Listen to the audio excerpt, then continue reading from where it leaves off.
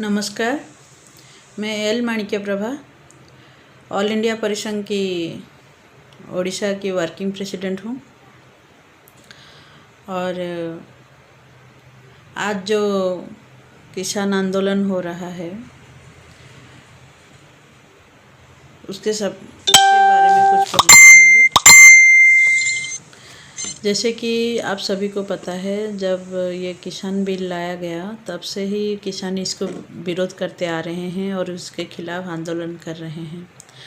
और देश के कोने कोने से ये आंदोलन चल के जंतर मंतर में पहुंचकर उनका जो भी अपना पक्ष रखना था जंतर मंतर में, लेकिन उन्हें दिल्ली की बॉर्डर पर रोक दिया गया।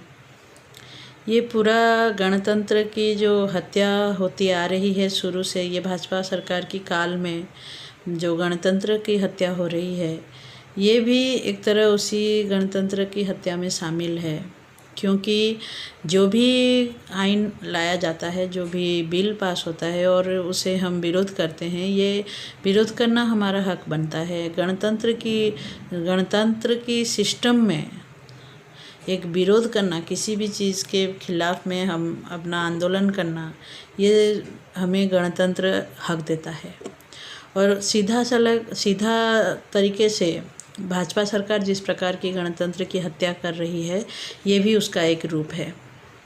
किसी को आवाज़ उठाने से रोक देना, किसी के आवाज़ दबाया जाना, ये सब गणतंत्र की हत्या में आता है। और आप सोचिए, अगर ये किसानों के हित में लाया गया हुआ है, ये जो बिल है किसानों के हित में लाया गया है, तो उसे अध्यादेश के रूप में क्यों लाया गया? अध्यादेश कब लाया जाता है, कौन से हालात में लाया जाता है और कब लाया गया है, ये भी आप देखिए। कौन से हालात में आता है, ये तो सरकार हमसे बेहतर जानता है, सरकार बेहतर जानते हैं।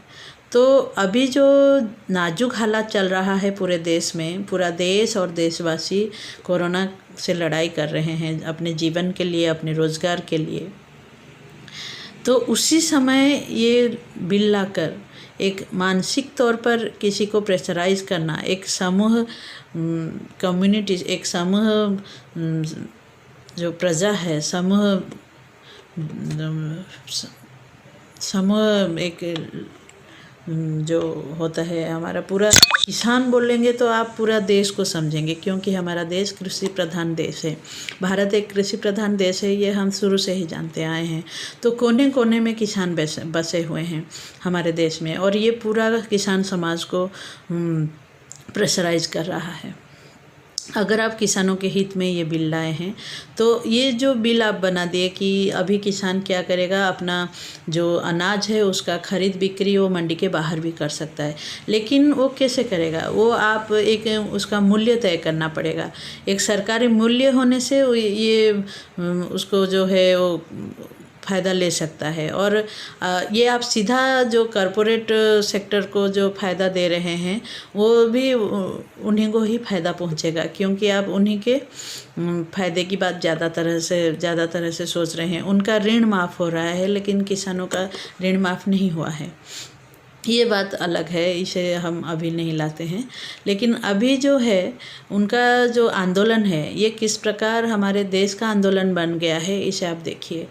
ये जो किसान की अनाज की खरीद बिक्री का समय होता है, उसमें बहुत से मज़दूर भी अपने रोज़गार के लिए डिपेंड करते हैं। तो ये इनडायरेक्टली और डायरेक्टली मज़दूरों का भी आंदोलन बन गया है। तो ज़्यादातर आप देखेंगे हमारे दलित पिछड़े भाई बहन इसे मज़दूर श्रेणी में आते हैं। तो पूरा देश इस आंदोलन में शामिल हो गया है। और आप सभी से मैं आग्रह करती हूँ, आपका समर्थन की आशा रखती हूँ, आपका मत की आशा रखती हूँ। इसका सहयोग करें, इस आंदोलन में अपना समर्थन देकर इस आंदोलन को सहयोग करें। धन्यवाद।